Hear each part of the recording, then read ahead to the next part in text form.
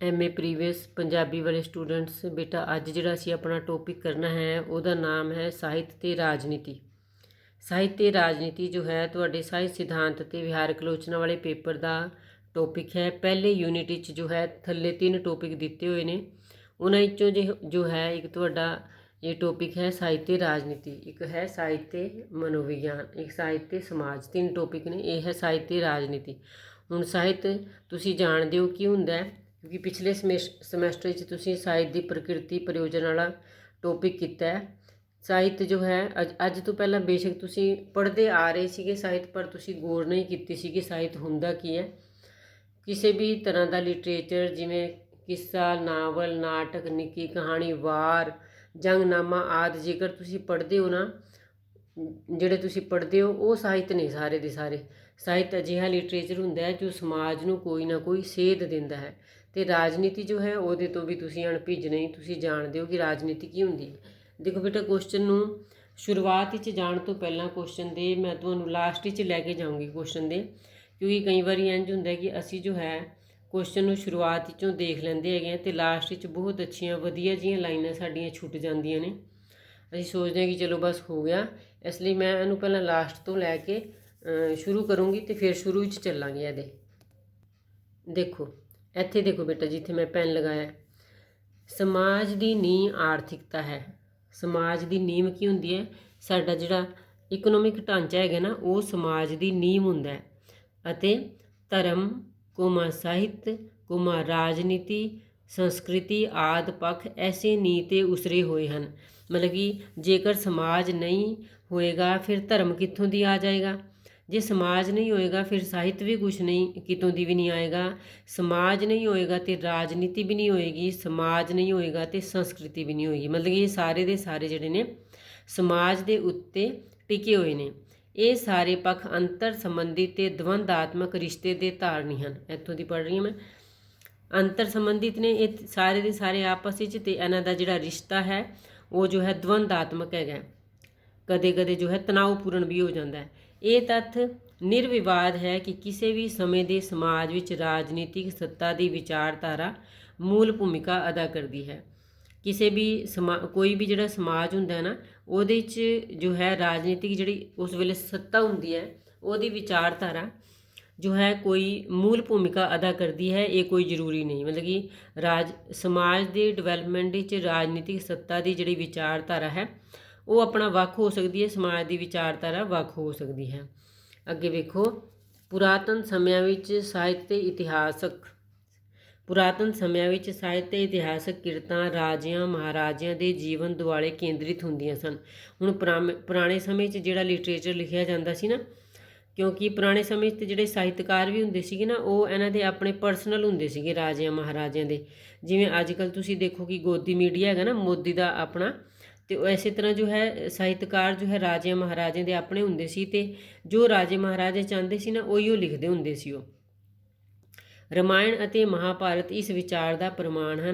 अजोके लोकतंत्री युग विच भी राज प्रशासन मानवी जिंदगी नूं अनेकों पक्षों तो प्रभावित कर रहा है। अजकल भी बेशक लोकतंत्र डेमोक्रेसी चल रही है, पर फिर भी राज प्रशासन मानवी जिंदगी नूं ना अनेकों पक्षों तो प्रभावित करता है, राजनीति प्रभावित करती है।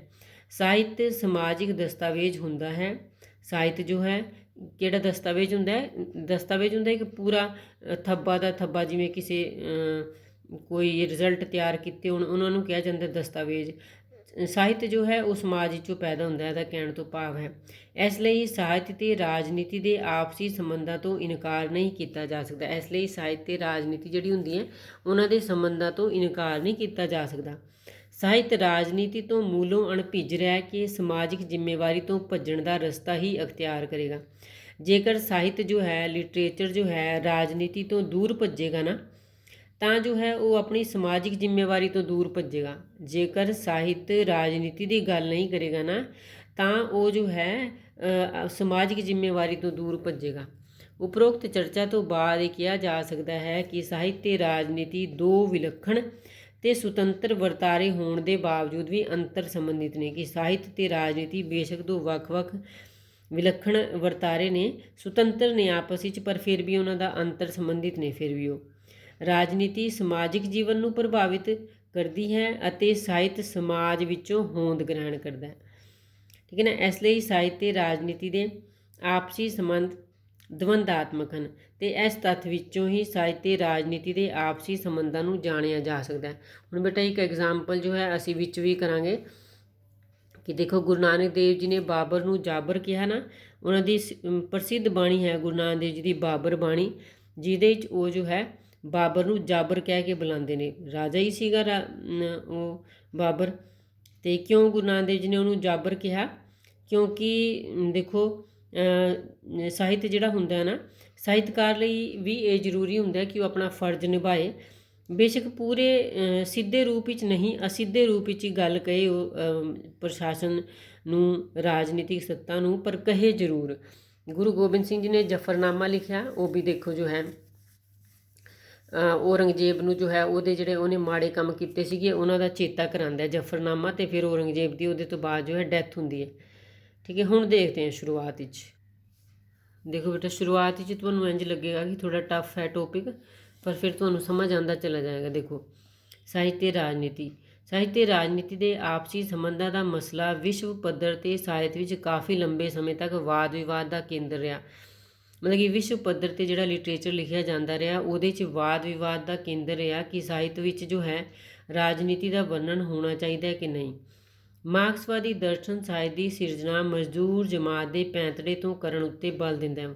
ਮਾਰਕਸਵਾਦੀ ਜਿਹੜਾ ਲਿਟਰੇਚਰ ਹੈ ਨਾ, ਕਿਉਂਕਿ ਉਹ ਮਜ਼ਦੂਰਾਂ ਦੇ ਹੱਕ ਦੀ ਗੱਲ ਕਰਦਾ ਹੈ, ਉਹ ਤੁਸੀਂ ਕਰ ਵੀ ਲਿਆ ਹੋਏਗਾ ਟੋਪਿਕ, ਉਹਦੀ ਵੀਡੀਓ ਸੈਂਡ ਕੀਤੀ ਹੋਈ ਹੈ ਮੈਂ ਤੁਹਾਨੂੰ। ਮਾਰਕਸਵਾਦੀ ਜਿਹੜਾ ਦਰਸ਼ਨ ਹੈ ਉਹ ਜੋ ਹੈ ਕਿਸੇ ਵੀ ਤਰ੍ਹਾਂ ਦਾ ਸਾਹਿਤ ਜਿਹੜਾ ਹੁੰਦਾ ਹੈ ਉਹਨੂੰ ਮਜ਼ਦੂਰ ਜਮਾਤ ਦੇ ਪੈਂਤੜੇ 'ਤੇ ਲਿਖਣ ਦਾ ਉੱਤੇ ਬਲ ਦਿੰਦਾ ਹੈ ਕਿ ਮਜ਼ਦੂਰ ਜਮਾਤ ਜਿਹੜੀ ਛੋਟੇ ਤਬਕੇ ਦੇ ਲੋਕ ਨੇ ਉਹਨਾਂ ਦੇ ਹੱਕ ਦੀ ਲਿਟਰੇਚਰ ਵਿੱਚ ਗੱਲ ਕੀਤੀ ਜਾਏ। ਇਹ ਦਰਸ਼ਨ ਸਾਹਿਤਕਾਰ ਦੀ ਵਿਚਾਰਧਾਰਕ ਪ੍ਰਤੀਬੱਧਤਾ ਅਤੇ ਮਜ਼ਦੂਰ ਜਮਾਤ ਦੇ ਹਿੱਤਾਂ ਦੀ ਰਾਖੀ ਕਰਨਾ ਸਾਹਿਤਕ ਮੰਤਵ ਨਿਰਧਾਰਿਤ ਕਰਦਾ ਹੈ। ਸਾਹਿਤਕ ਮੰਤਵ ਨਿਰਧਾਰਿਤ ਕਰਦਾ ਹੈ। ਇਹ ਦਰਸ਼ਨ ਕਿਹੜਾ ਦਰਸ਼ਨ? ਮਾਰਕਸਵਾਦੀ ਦਰਸ਼ਨ। ਸਾਹਿਤਕਾਰ ਦੀ ਵਿਚਾਰਧਾਰਕ ਪ੍ਰਤੀਬੱਧਤਾ ਕਿ ਸਾਹਿਤਕਾਰ ਜਿਹੜਾ ਵੀ ਬੰਦਾ ਲਿਟਰੇਚਰ ਲਿਖ ਰਿਹਾ ਨਾ, ਜਿਵੇਂ ਮੈਂ ਲਿਟਰੇਚਰ ਲਿਖ ਰਹੀ ਹਾਂ, ਕਿ ਮੇਰੀ ਪ੍ਰਤੀਬੱਧਤਾ ਹੋਏ, ਮੈਂ ਸੰਕਲਪ ਲਵਾਂ, ਮੈਂ ਡਿਟਰਮੀਨੇਸ਼ਨ ਲਵਾਂ ਕਿ ਮੈਂ ਮਜ਼ਦੂਰ ਜਮਾਤ ਦੇ ਹਿੱਤਾਂ ਦੀ ਗੱਲ ਕਰੂੰਗੀ ਆਪਣੇ ਲਿਟਰੇਚਰ ਵਿੱਚ। ਮਤਲਬ ਕਿ ਅਜਿਹਾ ਮਾਰਕਸਵਾਦੀ ਲਿਟਰੇਚਰ ਦਾ ਕਹਿਣਾ ਹੈ, ਮਾਰਕਸਵਾਦੀ ਵਿਚਾਰਧਾਰਾ ਦਾ। ਇਸ ਤਰ੍ਹਾਂ ਮਾਰਕਸਵਾਦੀ ਸਾਹਿਤ ਦੇ ਰਾਜਨੀਤਿਕ ਪ੍ਰਯੋਜਨ, ਇਸ ਤਰ੍ਹਾਂ ਜੋ ਮਾਰਕਸਵਾਦੀ ਲਿਟਰੇਚਰ ਹੈ ਉਹ ਰਾਜਨੀਤਿਕ ਪ੍ਰਯੋਜਨ ਦੇ ਉੱਤੇ ਬਲ ਦਿੰਦਾ ਹੈ। ਇਸ ਦੇ ਵਿਰੋਧ ਵਿੱਚ ਰੂਸੀ ਰੂਪਵਾਦ, ਸੰਰਚਨਾਵਾਦ, ਅਮਰੀਕੀ ਨਵੀਨ ਆਲੋਚਨਾ, ਚਿੰਨ੍ਹ ਵਿਗਿਆਨ ਆਦਿ ਦ੍ਰਿਸ਼ਟੀ ਬਿੰਦੂ ਮਾਰਕਸਵਾਦ ਦੇ ਪ੍ਰਤੀਬੱਧਤਾ ਦੇ ਸੰਕਲਪ ਨੂੰ ਰਾਜਨੀਤਿਕ ਮਦਦ ਜਾਂ ਸਾਹਿਤ ਦੀ ਸਾਹਿਤਕਤਾ 'ਤੇ ਹਮਲਾ ਮੰਨ ਕੇ ਰਾਜਨੀਤੀ ਤੇ ਸਾਹਿਤ ਦਾ ਮੂਲੋਂ ਨਿਖੇੜਾ ਕਰ ਦਿੰਦੇ ਨੇ। ਇਹਦੇ ਤੋਂ ਇਲਾਵਾ ਜਿਹੜੇ ਬਾਕੀ ਵਾਦ ਨੇ ਨਾ, ਹੁਣ ਤੁਸੀਂ ਬਹੁਤ ਸਾਰੇ ਵਾਦ ਇਸ ਵਾਲੇ ਸਮੈਸਟਰ 'ਚ ਕੀਤੇ ਨੇ। ਦੇਖੋ ਸੰਰਚਨਾਵਾਦ ਵੀ ਕੀਤਾ ਹੈ, ਰੂਸੀ ਰੂਪਵਾਦ ਵੈਸੇ ਤੁਹਾਡੇ ਕੋਲ ਹੈ ਨਹੀਂ, ਪਰ ਫਿਰ ਵੀ ਇਹ ਵੀ ਇੱਕ ਵਾਦ ਹੈ। ਅਮਰੀਕੀ ਨਵੀਨ ਆਲੋਚਨਾ ਵੀ ਤੁਹਾਡੇ ਕੋਲ ਨਹੀਂ ਹੈ, ਇਹ ਚੰਡੀਗੜ੍ਹ ਯੂਨੀਵਰਸਿਟੀ ਦੇ ਬੱਚੇ ਪੜ੍ਹਦੇ ਨੇ। ਚਿੰਨ੍ਹ ਵਿਗਿਆਨ ਹੈ ਤੁਹਾਡੇ ਕੋਲ। ਅਤੇ ਇਹ ਜਿਹੜੇ ਸਾਰੇ ਦੂਜੇ ਵਾਦ ਨੇ ਨਾ, ਇਹ ਸਾਰੇ ਦੇ ਸਾਰੇ ਜੋ ਹੈ ਸਾਹਿਤ ਅਤੇ ਰਾਜਨੀਤੀ ਅਤੇ ਸਾਹਿਤ ਨੂੰ ਵੱਖਰਾ ਮੰਨਦੇ ਨੇ। ਕਹਿੰਦੇ ਕਿ ਇਹਦੇ 'ਚ ਜੋ ਹੈ ਇਹਨੂੰ ਪੇਸ਼ ਕਰਨ ਦਾ ਜਾਂ ਇਹ ਵੱਖ-ਵੱਖ ਨੇ ਦੋ, ਐਵੇਂ ਇਹਨਾਂ ਦਾ ਕਹਿਣ ਦਾ ਮਤਲਬ ਹੈ। ਫਿਰ ਇਹ ਪ੍ਰਸਿੱਧ ਰੂਸੀ ਰੂਪਵਾਦੀ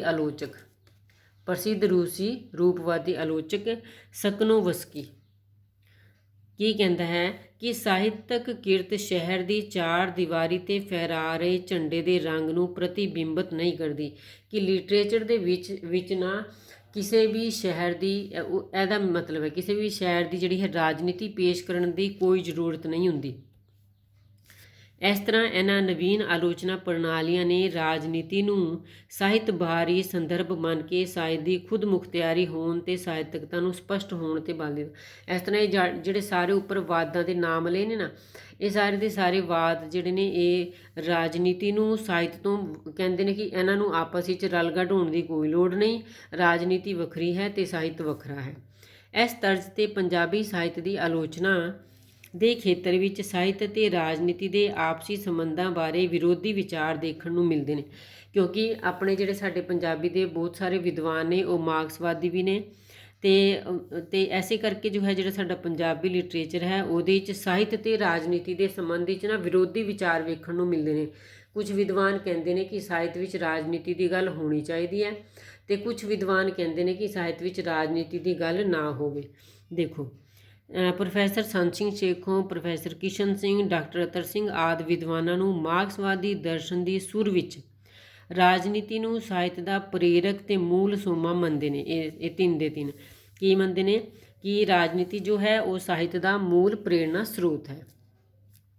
ਅੱਗੇ ਵੇਖੀਏ, ਆਪਣੇ ਸਮੇਂ ਦੀ ਰਾਜਨੀਤੀ ਤੋਂ ਗਾਫਲ ਸਾਹਿਤ। ਗਾਫਲ ਹੁੰਦਾ ਸੁੱਤਾ ਸਾਹਿਤ, ਕਿ ਜੇਕਰ ਕੋਈ ਲਿਟਰੇਚਰ ਆਪਣੇ ਸਮੇਂ ਦੀ ਰਾਜਨੀਤੀ ਦੀ ਪੇਸ਼ਕਾਰੀ ਨਹੀਂ ਨਾ ਕਰੇਗਾ, ਗਾਫਲ ਸਾਹਿਤ ਆਪਣੀ ਸਾਹਿਤਕ ਤੇ ਸਮਾਜਿਕ ਜ਼ਿੰਮੇਵਾਰੀ ਤੋਂ ਬੇਪਰਵਾਹ ਹੁੰਦਾ ਹੈ। ਉਹ ਫਿਰ ਆਪਣੀ ਜ਼ਿੰਮੇਵਾਰੀ ਤੋਂ ਭੱਜਿਆ ਹੁੰਦਾ ਹੈ ਜੇਕਰ ਉਹ ਰਾਜਨੀਤੀ ਦੀ ਗੱਲ ਨਹੀਂ ਕਰਦਾ। ਸਮਾਜਿਕ ਕੀਮਤਾਂ ਦੇ ਸੰਦਰਭ ਵਿੱਚ ਕੋਈ ਵੀ ਸਾਹਿਤਕ ਰਚਨਾ ਨਿਰਪੇਖ ਨਹੀਂ ਹੁੰਦੀ। ਸਮਾਜਿਕ ਕੀਮਤਾਂ ਦੇ ਸੰਦਰਭ ਵਿੱਚ ਕੋਈ ਵੀ ਮਤਲਬ ਕਿ ਸਮਾਜ ਦੀ ਤੇ ਅਜਿਹੀ ਦੀ ਗੱਲ ਅੰਦਰ ਕਰਨ ਤੋਂ ਤੇ ਸਾਹਿਤ ਇਨਕਾਰ ਕਰ ਹੀ ਨਹੀਂ ਸਕਦਾ। ਸਾਹਿਤ ਨੂੰ ਸਮਾਜ ਦੀ ਗੱਲ ਤੇ ਕਰਨੀ ਹੀ ਪਏਗੀ, ਪਰ ਜੇਕਰ ਉਹ ਰਾਜਨੀਤੀ ਦੀ ਗੱਲ ਨਹੀਂ ਕਰੇਗਾ ਫਿਰ ਉਹ ਜੋ ਹੈ ਸੁੱਤਾ ਹੋਇਆ ਲਿਟਰੇਚਰ ਹੈ। ਇਸ ਲਈ ਸਾਹਿਤ ਨੂੰ ਮਜ਼ਦੂਰ ਜਮਾਤ ਦੇ ਹਿੱਤਾਂ ਦੀ ਰਾਖੀ ਕਰਨੀ ਚਾਹੀਦੀ ਹੈ। ਇਸ ਲਈ ਇਹ ਜ਼ਰੂਰੀ ਹੈ ਕਿ ਕੋਈ ਵੀ ਲਿਟਰੇਚਰ ਜੋ ਹੈ ਉਹਦੇ ਵਿੱਚ ਰਾਜਨੀਤੀ ਦੀ ਗੱਲ ਵੀ ਹੋਵੇ। ਜਿੱਥੇ ਸਮਾਜ ਦੀ ਉਹਦੇ 'ਚ ਗੱਲ ਹੁੰਦੀ ਹੈ ਉੱਥੇ ਰਾਜਨੀਤਿਕ ਗੱਲਾਂ ਵੀ ਉਹਦੇ 'ਚ ਹੋਣ। ਅੱਗੇ ਵੇਖੋ, doctor Harbhajan Singh, doctor Tarlok Singh Kanwar, doctor Manjit Singh ਆਦਿ ਵਿਦਵਾਨਾਂ ਦਾ ਵਿਚਾਰ ਹੈ ਕਿ ਸਾਹਿਤਕ ਕਿਰਤ ਦੀ ਪ੍ਰਕਿਰਿਆ ਨੂੰ ਸਮਕਾਲੀ ਰਾਜਨੀਤੀ ਨੂੰ ਆਧਾਰ ਬਣਾਉਣ ਜਾਂ ਸਾਹਿਤ ਤੇ ਰਾਜਨੀਤੀ ਦੇ ਆਪਸੀ ਸੰਬੰਧਾਂ ਨੂੰ ਮੰਨਣਾ ਸਾਹਿਤ ਦੇ ਮੂਲ ਚਰਿੱਤਰ ਤੋਂ ਇਨਕਾਰ ਕਰਨਾ ਹੈ। ਜੇਕਰ ਇਹ ਵਾਲੇ ਜਿਹੜੇ ਸਾਰੇ ਵਿਦਵਾਨ ਨੇ ਇਹ ਮੰਨਦੇ ਨੇ ਕਿ ਸਾਹਿਤ ਵਿੱਚ ਜੋ ਹੈ ਰਾਜਨੀਤੀ ਦੀ ਗੱਲ ਕਰਨੀ ਕੋਈ ਬਹੁਤੀ ਜ਼ਰੂਰੀ ਨਹੀਂ। ਪਹਿਲੇ ਇਹਦੇ ਤੋਂ ਵਿਦਵਾਨ ਜਿਹੜੇ ਆਪਾਂ ਪੜ੍ਹੇ ਆਪਣੇ ਪੰਜਾਬੀ ਦੇ ਉਹ ਕਹਿੰਦੇ ਨੇ ਕਿ ਜ਼ਰੂਰੀ ਹੈ, ਤੇ ਇਹ ਜਿਹੜੇ ਵਿਦਵਾਨ ਨੇ ਇਹਨਾਂ ਦਾ ਇਹ ਮੰਨਣਾ ਹੈ ਕਿ ਸਾਹਿਤ ਵਿੱਚ ਰਾਜਨੀਤੀ ਦੀ ਗੱਲ ਕਰਨੀ ਕੋਈ ਜ਼ਰੂਰੀ ਨਹੀਂ। ਦੇਖੋ ਡਾਕਟਰ ਹਰਭਜਨ ਸਿੰਘ ਦਾ ਕੀ ਕਥਨ ਹੈ, ਕਹਿੰਦਾ ਸਾਹਿਤਕ ਕਿਰਤ ਗਲਪਨਿਕਤਾ ਦੀ ਧਾਰਨੀ ਹੁੰਦੀ ਹੈ। ਗਲਪਨਿਕਤਾ ਹੁੰਦੀ ਹੈ, ਗਲਪ ਹੁੰਦਾ ਗੱਪ ਮਾਰਨਾ। ਕੋਈ ਮਤਲਬ ਕਿ ਸਾਹਿਤ ਜਿਹੜਾ ਹੁੰਦਾ ਹੈ, ਡਾਕਟਰ ਹਰਭਜਨ ਸਿੰਘ ਦਾ ਕਹਿਣਾ ਕਿ ਉਹ ਤੇ ਗਲਪ ਹੁੰਦਾ, ਉਹ ਤੇ ਗੱਪ ਹੁੰਦਾ। ਸਮਾਜ, ਇਤਿਹਾਸ, ਰਾਜਨੀਤੀ ਆਦਿ ਪੱਖਾਂ ਵਿੱਚੋਂ ਕਿਸੇ ਇੱਕ ਜਾਂ ਦੋ ਨੂੰ ਆਧਾਰ ਬਣਾ ਕੇ, ਮਤਲਬ ਕਿ ਨਾ ਮੇਨ ਆਧਾਰ ਹੁੰਦੇ ਨੇ ਨਾ, ਕਿ ਜਿਵੇਂ ਮੈਂ ਤੁਹਾਨੂੰ ਪਹਿਲਾਂ ਵੀ ਦੱਸਦੀ ਹੁੰਦੀ ਹਾਂ ਕਿ ਜਿਹੜਾ ਵੀ ਸਾਹਿਤ ਹੁੰਦਾ ਨਾ ਉਹਦੇ 'ਚ ਧਰਮ, ਸਮਾਜ, ਰਾਜਨੀਤੀ ਤੇ ਆਰਥਿਕਤਾ ਦੀ ਗੱਲ ਤੇ ਹੋਏਗੀ। ਤੇ ਇਸ ਲਈ ਸਮਾਜ, ਇਤਿਹਾਸ, ਰਾਜਨੀਤਿਕ ਆਦਿ ਪੱਖਾਂ ਵਿੱਚੋਂ ਕਿਸੇ ਇੱਕ ਜਾਂ ਦੋ ਨੂੰ ਆਧਾਰ ਬਣਾ ਕੇ ਸਾਹਿਤ ਦੀ ਵਿਆਖਿਆ ਕਰਨਾ ਸਾਹਿਤ ਦੇ ਖੁਦ ਮੁਖਤਿਆਰ ਚਰਿੱਤਰ ਤੋਂ ਇਨਕਾਰ ਕਰਨਾ। ਮਤਲਬ ਕਿ ਇਹ ਜਿਹੜੇ ਹੁਣ ਤੱਕ ਜਿਹੜੇ ਇਸ ਪੇਜ 'ਤੇ 2 ਪੈਰਾਗ੍ਰਾਫ ਪੜ੍ਹੇ ਇਹਨਾਂ ਦਾ ਇਹ ਮਤਲਬ ਹੈ ਕਿ ਸਾਹਿਤ ਵਿੱਚ ਜੋ ਹੈ ਰਾਜਨੀਤੀ ਦੀ ਗੱਲ ਕਰਨੀ ਕੋਈ ਜ਼ਰੂਰੀ ਨਹੀਂ ਹੁੰਦੀ, ਕਿਉਂਕਿ ਸਾਹਿਤ ਤੇ ਗੱਪ ਹੁੰਦਾ। ਹੁਣ ਜੋ ਹੈ ਦੇਖੋ ਇਹ ਦੇਖ ਲਈਏ ਕਿ ਸਾਹਿਤ ਕੀ ਹੁੰਦਾ। ਦੇਖੋ ਇਸ ਤਰ੍ਹਾਂ ਸਾਹਿਤ ਤੇ ਰਾਜਨੀਤੀ ਦੇ ਆਪਸੀ ਸੰਬੰਧਾਂ ਬਾਰੇ ਕੋਈ ਸੰਤੁਲਿਤ ਨਿਰਣਾ ਦੇਣ ਤੋਂ ਪਹਿਲਾਂ ਇਹਨਾਂ ਦੋਹਾਂ ਖੇਤਰਾਂ ਦੀ ਪਰਿਭਾਸ਼ਾ ਮੰਤਵ ਸੰਬੰਧੀ ਸਪਸ਼ਟ ਹੋਣਾ ਜ਼ਰੂਰੀ ਹੈ। ਹੁਣ ਅਸੀਂ ਪਹਿਲਾਂ ਵਿਸ਼ਵ ਪੱਧਰ ਦੀ ਵੀ ਗੱਲ ਕੀਤੀ ਕਿ ਵਿਸ਼ਵ ਪੱਧਰ 'ਤੇ ਕੀ ਸੋਚਿਆ ਜਾਂਦਾ, ਫਿਰ ਅਸੀਂ ਪੰਜਾਬੀ ਲਿਟਰੇਚਰ ਦੀ ਗੱਲ ਕੀਤੀ, ਤੇ ਹੁਣ ਦੇਖਦੇ ਹਾਂ ਕਿ ਸਾਹਿਤ ਦੇਖੋ ਕੀ ਹੁੰਦਾ ਹੈ। ਸਾਹਿਤ ਸ਼ਬਦ ਸਾਜਮਾ ਹਿੱਤ ਦੇ ਜੋੜ ਤੋਂ ਬਣਿਆ ਹੈ। ਇੱਥੇ ਦੇਖੋ ਸਾਜਮਾ ਹਿੱਤ ਦੇ ਜੋੜ ਤੋਂ ਬਣਿਆ ਹੈ। ਸਾ ਦੇ ਅਰਥਨ ਨਾਲ ਅਤੇ ਹਿੱਤ ਦੇ ਅਰਥਨ ਪਿਆਰਾ। ਸੋ ਸਾਹਿਤ ਦਾ ਭਾਵ ਹੈ ਪਿਆਰ ਤੋਂ ਉਪਜੀ ਹੋਈ ਰਚਨਾ। ਕੀ ਹੈ? ਪਿਆਰ ਤੋਂ ਉਪਜੀ ਹੋਈ ਰਚਨਾ। ਇਹ ਪਿਆਰ ਕਿਸੇ ਮਨੁੱਖ ਨਾਲ, ਪ੍ਰੇਮਿਕਾ ਨਾਲ, ਸਮਾਜ ਨਾਲ ਜਾਂ ਹੋ ਚੁੱਕੀ ਵਿਸ਼ੇਸ਼ ਸੱਭਿਅਤਾ ਤੇ ਵਿਚਾਰਧਾਰਾ ਨਾਲ ਹੋ ਸਕਦਾ ਹੈ। ਜਿਹੋ ਜਿਹਾ ਸਾਹਿਤਕਾਰ ਦਾ ਚੌਗਿਰਦਾ ਹੋਵੇਗਾ, ਚੌਗਿਰਦੇ ਤੇ ਜੀਵਨ ਹੋਵੇਗਾ, ਉਹੋ ਜਿਹਾ ਹੀ ਪਿਆਰ ਉਸ ਦੀਆਂ ਰਚਨਾਵਾਂ ਵਿੱਚ ਨਜ਼ਰ ਆਏਗਾ। ਜਿਹੋ ਜਿਹਾ ਮਤਲਬ ਕਿ ਜਿਵੇਂ ਮੈਂ ਜੇਕਰ ਰਾਈਟਰ ਹੈਗੀ ਹਾਂ, ਮੇਰਾ ਚੌਗਿਰਦਾ ਜਿਹੋ ਜਿਹਾ ਹੋਏਗਾ ਨਾ ਉਵੇਂ ਦਾ ਹੀ ਮੈਂ ਜੋ ਹੈ ਲਿਟਰੇਚਰ ਵਿੱਚ ਆਪਣਾ ਦ੍ਰਿਸ਼ਟੀਕੋਣ ਪੇਸ਼ ਕਰੂੰਗੀ। ਸਾਹਿਤ ਕਿਸੇ ਆਦਰਸ਼ਕ ਤਾਂਘ ਜਾਂ ਵਿਸਾਦ ਵਿੱਚੋਂ ਪੈਦਾ ਹੁੰਦਾ ਹੈ। ਵਿਸਾਦ ਹੁੰਦਾ ਦੁੱਖ, ਕੋਈ ਦੁੱਖਾਂ ਵਿੱਚੋਂ ਵੀ ਪੈਦਾ ਹੁੰਦਾ ਲਿਟਰੇਚਰ, ਜਾਂ ਜਦੋਂ ਕੋਈ ਬੰਦਾ ਬਹੁਤ ਆਦਰਸ਼ਕ ਹੁੰਦਾ ਹੈ, ਉਹਦੀ ਕੋਈ ਤਾਂਘ ਹੁੰਦੀ ਹੈ, ਉਹਦੇ ਵਿੱਚੋਂ ਵੀ ਲਿਟਰੇਚਰ ਪੈਦਾ ਹੁੰਦਾ। ਜੋ ਜੀਵਨ ਵਿੱਚ ਕੋਈ ਘਾਟ ਨਾ ਜਾਪੇ ਅਤੇ ਜੀਵਨ ਪੂਰਨ ਤੌਰ 'ਤੇ ਆਪਣੇ ਆਪ ਵਿੱਚ ਸੰਤੁਸ਼ਟ ਹੋ ਜਾਵੇ ਤਾਂ ਜੀਵਨ ਮੁਰਦਾ ਜਿਹਾ ਰੂਪ ਧਾਰਨ ਕਰ ਲਏਗਾ। ਜੇਕਰ ਸਾਡਾ ਜਿਹੜਾ ਜੀਵਨ ਹੈ ਨਾ, ਅਸੀਂ ਜੀਵਨ ਵਿੱਚ ਪੂਰੀ ਤਰ੍ਹਾਂ ਸੰਤੁਸ਼ਟ ਹੋ ਜਾਈਏ, ਕੋਈ ਵੀ ਸਾਡੀ ਖਾਹਿਸ਼ ਨਾ ਰਹੇ, ਫਿਰ ਤੇ ਸਾਡਾ ਜਿਹੜਾ ਜੀਵਨ ਹੈ ਨਾ ਉਹ ਮੁਰਦਾ ਬਣ ਜਾਏਗਾ। ਇਸ ਤਰ੍ਹਾਂ ਸਾਹਿਤ ਦਾ ਮੰਤਵ ਜੋ ਹੈ ਜ਼ਿੰਦਗੀ ਅਤੇ ਇਸ ਵਿਚਲੀਆਂ ਘਾਟਾਂ ਨੂੰ ਦੂਰ ਕਰਨਾ ਅਤੇ ਚੰਗੇ ਜੀਵਨ ਦੀ ਤਾਂਘ ਤੇ ਪੂਰਤੀ ਲਈ ਪ੍ਰੇਰਣਾ ਦੇਣਾ ਹੁੰਦਾ ਹੈ। ਇਸ ਲਈ ਜਿਹੜਾ ਲਿਟਰੇਚਰ ਹੁੰਦਾ ਨਾ, ਕਿਉਂਕਿ ਜੇਕਰ ਜੀਵਨ ਵਿੱਚ ਕੋਈ ਨਾ ਕੋਈ ਕਮੀ ਹੋਏਗੀ ਤਾਈਓ ਜੋ ਹੈ ਅਸੀਂ ਆਪਣੀ ਕੋਈ ਮੰਜ਼ਿਲ ਨਿਰਧਾਰਿਤ ਕਰਾਂਗੇ ਕਿ ਇਹ ਕਮੀ ਹੈਗੀ ਹੈ, ਅਸੀਂ ਇਹਨੂੰ ਪੂਰੀ ਕਰਨਾ ਹੈ।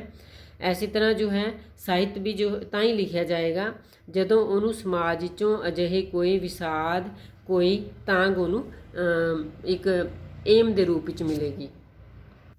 ਇੱਥੋਂ ਦੀ ਦੇਖੋ ਬੇਟਾ, ਜਿੱਥੇ ਮੈਂ ਪੈਨ ਲਗਾਇਆ, ਸਾਹਿਤਕਾਰ ਸਮਾਜਿਕ ਜੀਵਨ ਵਿੱਚੋਂ ਅਨੁਭਵ ਗ੍ਰਹਿਣ ਕਰਦਾ ਹੈ।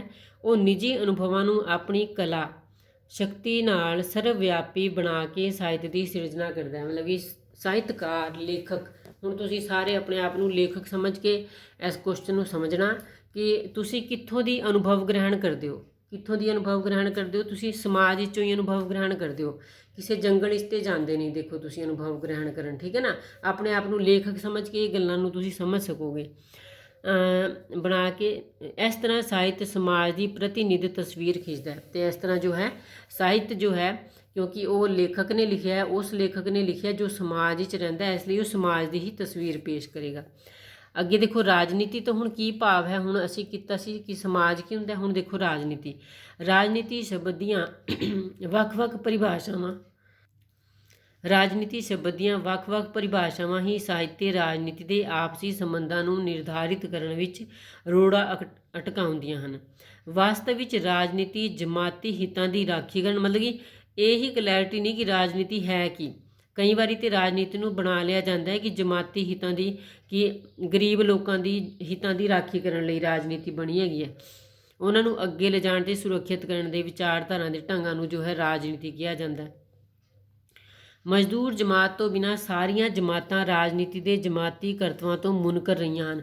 ਹੁਣ ਤੁਸੀਂ ਇਹ ਵੇਖੋ ਕਿ ਕਹਿ ਤੇ ਲਿਆ ਜਾਂਦਾ ਹੈ ਰਾਜਨੀਤੀ ਨੂੰ ਕਿ ਉਹ ਜੋ ਹੈ ਗਰੀਬ ਤਬਕੇ ਦੇ ਜਿਹੜੇ ਬੈਕਵਰਡ ਲੋਕੀ ਨੇ, ਜਿਹੜੇ ਲੋਕਾਂ ਨੂੰ ਦੱਬਿਆ ਜਾਂਦਾ ਹੈ, ਕੁਚਲਿਆ ਜਾਂਦਾ ਹੈ, ਉਹਨਾਂ ਦੇ ਹੱਕ ਦੇ ਲਈ ਰਾਜਨੀਤੀ ਹੋਣ ਦੀ ਚਾਹੁੰਦੀ ਹੈਗੀ ਹੈ, ਪਰ ਅਜਿਹਾ ਨਹੀਂ ਹੁੰਦਾ। ਮਜ਼ਦੂਰ ਜਮਾਤ ਤੋਂ ਬਿਨਾਂ ਨਾ ਸਾਰੀਆਂ ਜਮਾਤਾਂ ਜਿਹੜੀਆਂ ਨੇ ਉਹ ਰਾਜਨੀਤੀ ਦੇ ਜਮਾਤੀ ਕਰਤਵਾਂ ਤੋਂ ਮੁਨਕਰ ਰਹਿੰਦੀਆਂ ਨੇ। ਮਤਲਬ ਕਿ ਕੋਈ ਵੀ ਜੋ ਹੈ ਇਹਨਾਂ ਦੇ ਹੱਕ ਦੀ ਗੱਲ ਨਹੀਂ ਕਰਦਾ। ਹੁਣ ਦੇਖੋ ਜਿਹੜਾ ਆਪਣਾ ਹੁਣ ਕਿਸਾਨ ਅੰਦੋਲਨ ਚੱਲ ਰਿਹਾ ਹੈਗਾ, ਅਤੇ ਰਾਜਨੀਤਿਕ ਲੋਕ ਕਰਦੇ ਨੇ, ਉਹਨਾਂ ਦੀ ਸਾਰ ਲੈਂਦੇ ਨੇ, ਕਿਸਾਨਾਂ ਦੀ ਸਾਰ ਨਹੀਂ ਲੈਂਦੇ। ਉਹ ਕਿਹਦੀ ਸਾਰ ਲੈਂਦੇ ਨੇ? ਅਮੀਰ ਲੋਕਾਂ ਦੀ ਸਾਰ ਲੈਂਦੇ ਨੇ, ਅਡਾਨੀ ਅੰਬਾਨੀ ਦੀ।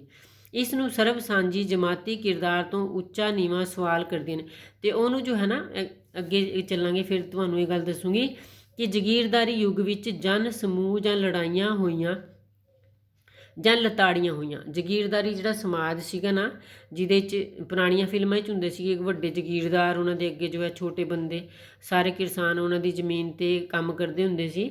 ਲਤਾੜੀਆਂ ਹੋਈਆਂ ਜਮਾਤਾਂ ਨੂੰ ਚੇਤਨ ਤੌਰ 'ਤੇ ਰਾਜਨੀਤੀ ਤੋਂ ਦੂਰ ਭੱਜਣ ਦਾ ਯਤਨ ਹੁੰਦਾ ਰਿਹਾ। ਬੜੇ ਪੁਰਾਣੇ ਸਮੇਂ ਤੋਂ ਜਿਹੜੇ ਛੋਟੇ ਲੋਕ ਨੇ ਨਾ, ਜਿਹੜੇ ਕਿਸਾਨ ਨੇ, ਜਿਹੜੇ ਮਜ਼ਦੂਰ ਨੇ, ਉਹਨਾਂ ਨੂੰ ਜੋ ਹੈ ਰਾਜਨੀਤੀ ਤੋਂ ਦੂਰ ਰੱਖਣ ਦਾ ਯਤਨ ਹੁੰਦਾ ਰਿਹਾ ਕਿ ਇਹ ਨਾ ਰਾਜਨੀਤੀ ਦੇ ਕੋਲ ਆ ਜਾਣ, ਸੱਤਾ ਇਹਨਾਂ ਦੇ ਹੱਥ 'ਚ ਨਾ ਆ ਜਾਏ।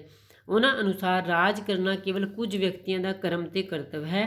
ਧਰਮ ਵੀ ਉੱਪਰਲੀ ਜਮਾਤ ਦੇ ਹਿੱਤਾਂ ਦੀ ਰਾਖੀ ਕਰਦਾ ਹੋਇਆ ਮਜ਼ਦੂਰ ਜਮਾਤ ਨੂੰ ਆਪਣੀ ਹੋਣੀ ਜਾਂ ਕਿਸਮਤ ਦਾ ਫਲ ਭੋਗਣ ਦਾ ਸੰਦੇਸ਼ ਦੇ ਕੇ ਰਾਜਨੀਤੀ ਨੂੰ ਢੁਕਵੇਂ ਲੋਕਾਂ ਦੀ ਜਗੀਰ ਸਾਬਿਤ ਕਰਦਾ ਹੈ। ਹੁਣ ਦੇਖੋ ਬੇਟਾ, ਜਿਹੜੇ ਰਾਜਨੀਤਿਕ ਲੋਕ ਹੁੰਦੇ ਨੇ ਨਾ, ਉਹ ਤਾਂ ਆਣ ਹੀ ਨਹੀਂ ਦਿੰਦੇ ਗਰੀਬ ਲੋਕਾਂ ਨੂੰ, ਰਾਜਨੀਤੀ ਦੇ ਕੋਲ ਫਟਕਣ ਵੀ ਨਹੀਂ ਦਿੰਦੇ।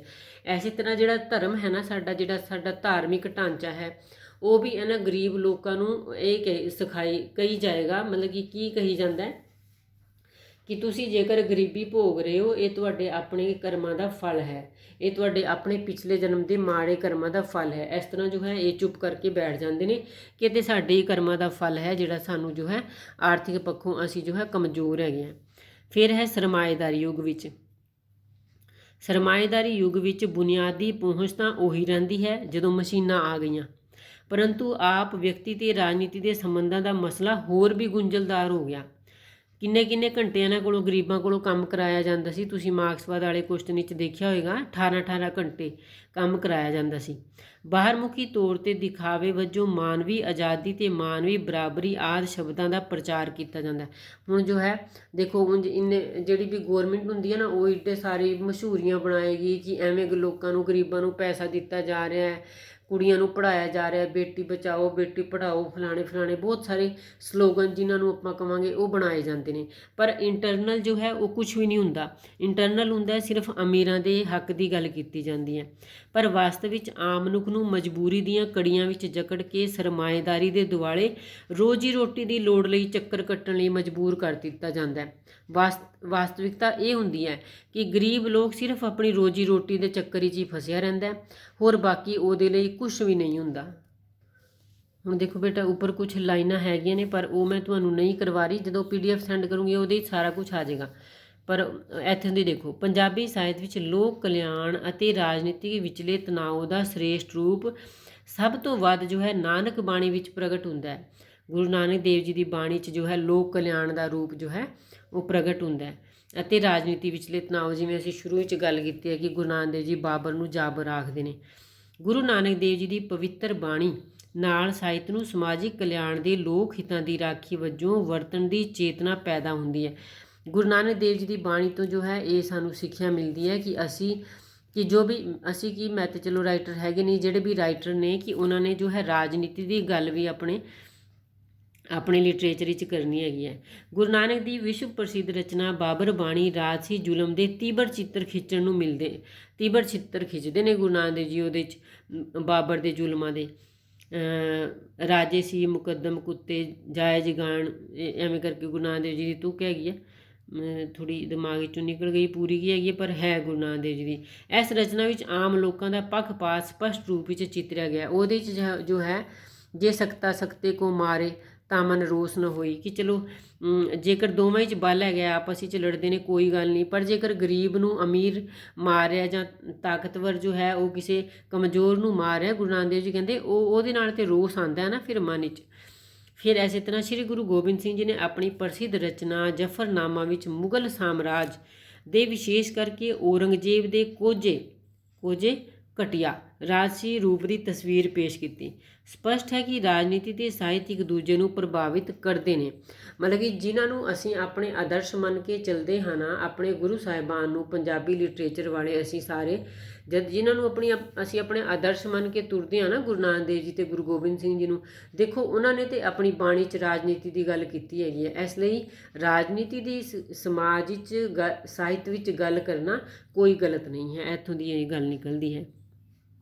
20ਵੀਂ ਸਦੀ ਵਿੱਚ ਅੰਗਰੇਜ਼ੀ ਸਾਮਰਾਜ ਨੂੰ ਚੁਣੌਤੀ ਦੇਣ ਲਈ ਦੇਸ਼ ਦੀ ਆਜ਼ਾਦੀ ਲਈ ਢੁਕਵਾਂ ਮਾਹੌਲ ਪੈਦਾ ਕਰਨ ਦੀ ਦ੍ਰਿਸ਼ਟੀ ਤੋਂ ਵੀ ਬਹੁਤ ਸਾਰੇ ਕਵੀਆਂ, ਨਾਵਲਕਾਰਾਂ, ਨਾਟਕਕਾਰਾਂ, ਕਹਾਣੀਕਾਰਾਂ ਨੇ ਆਪਣੀਆਂ ਰਚਨਾਵਾਂ ਵਿੱਚ ਰਾਜਨੀਤਿਕ ਜ਼ਿੰਮੇਵਾਰੀ ਨੂੰ ਨਿਭਾਇਆ। ਮਤਲਬ ਕਿ ਜਦੋਂ ਆਜ਼ਾਦੀ ਲੈਣੀ ਸੀ ਨਾ ਉਸ ਵੇਲੇ।